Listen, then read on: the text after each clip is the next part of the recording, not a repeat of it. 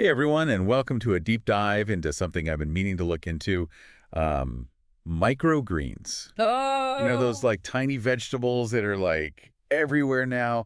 Are they really that great or is it hype? well, the thing is, microgreens, they're not just some, fad. Yeah. There's like actual excitement about what they can do for our health, and we're diving into all that today. Okay, see, I gotta admit, I'm a Yeah. little skeptical. Like, Yeah. really? How much good stuff can you pack into something that small? Right. You know? Well, you're going to be surprised, let me tell you. Okay. We've got two sources today, and they're like total opposites, Right. but they both tell us so much about microgreens. Interesting. All The right. one's the story of like a real microgreen farmer, super passionate about what he does. And then we've got like a whole scientific study that'll make you rethink those veggies you think you know. Okay, you've got my attention now. Yeah. Where do we start? Well, before we get all sciencey, Yeah. let's start with like the human side. Mm-hmm. The story of Chris from McMillions Microgreens. McMillions Microgreens. I like it already. Right, catchy. Yeah. So we found Chris in this online video series, living local in the 304. Okay. And his story's pretty inspiring. Okay. Like he left this whole successful tech career Wow. to grow microgreens full time. Wow. Okay, so there's got to be something special about these microgreens. Right. If he's willing to make that kind of jump. Exactly. Eh. Exactly. And it gets like even more interesting. Oh. So Chris got into this whole microgreen thing for the health benefits, right? But then he has to have this neck surgery. Oh, no. And while he's recovering, he comes across the work of this Dr. Paul Talalay. Okay, who's Yeah. Dr. Paul Tallis? So Dr. Talalay, he was the scientist who studied this compound, sulforaphane. Okay. And here's the thing. Yeah. It's found in like high amounts in microgreens. Wait, sulforaphane, that sounds familiar. Doesn't that have something to do with like being healthy? You got it. Okay. Sulforaphane, they're looking at it for like fighting cancer and stuff. Wow. It might boost like your body's natural detox system, and it protects your cells from damage. Interesting. So Chris finds out about sulforaphane in microgreens while recovering from surgery. That must have been like a sign from the universe, right? Seriously, talk about an aha moment. Yeah, totally. From there, he was all in. Wow. And you can tell from the video, he really cares about like growing the best microgreens possible, I do. He's all about using natural soil, no chemicals, and being a part of his local community, the whole deal. It's so great to see people who really care about what they do. Yeah, definitely. But okay, let's get back to the science for a sec. Okay, sure. You were saying something about a study with some pretty amazing findings. Oh, yeah, this 2012 article from the University of Maryland. Yeah. Total game changer, let me tell you. Okay. They basically compared microgreens and like regular vegetables in terms of nutrients. Okay, and don't leave me hanging. Okay, get this. They found that microgreens can have, get this, like 4 to 40 times the nutrient density. 4 to 40. Hold up, you serious? Yep. That's crazy. Yeah. But what does nutrient density even mean in this case? Oh, good question. Yeah. So it's basically how much nutrition you're getting per calorie or like per gram of food. Okay.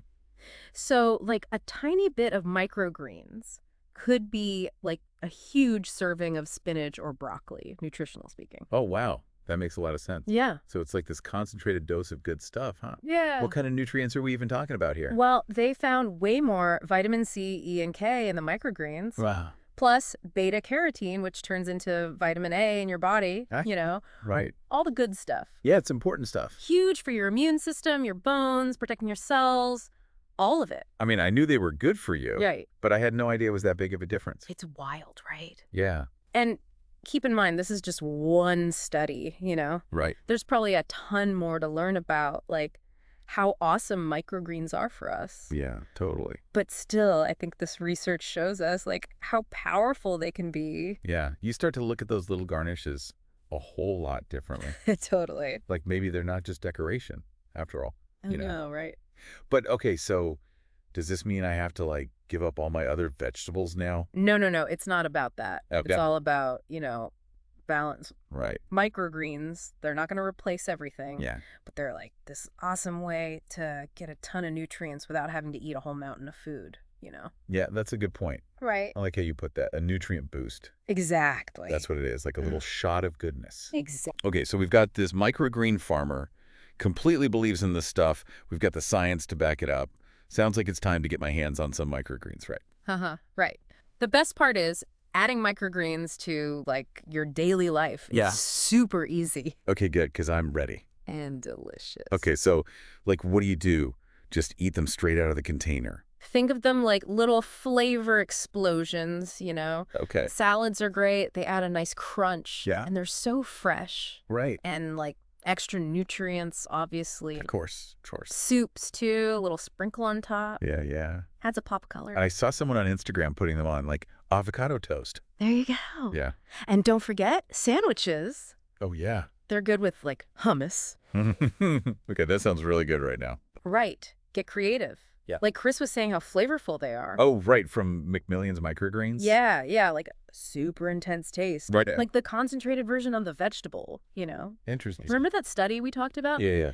They actually did, like, a taste test. No way. Really? Yeah, the purple radish microgreens were a big hit. Purple radish. See, I didn't even know there were different kinds. Really? Oh, there's tons. Okay, you've convinced me. I need to go on a microgreen adventure. Yes. Find some new flavors. Sweet. Support local, like Chris. Yes. It's the best way to get them super fresh, too, Yeah, and, they were grown with love. Oh, right? yeah, exactly. That's what I got from Chris's story, Yeah.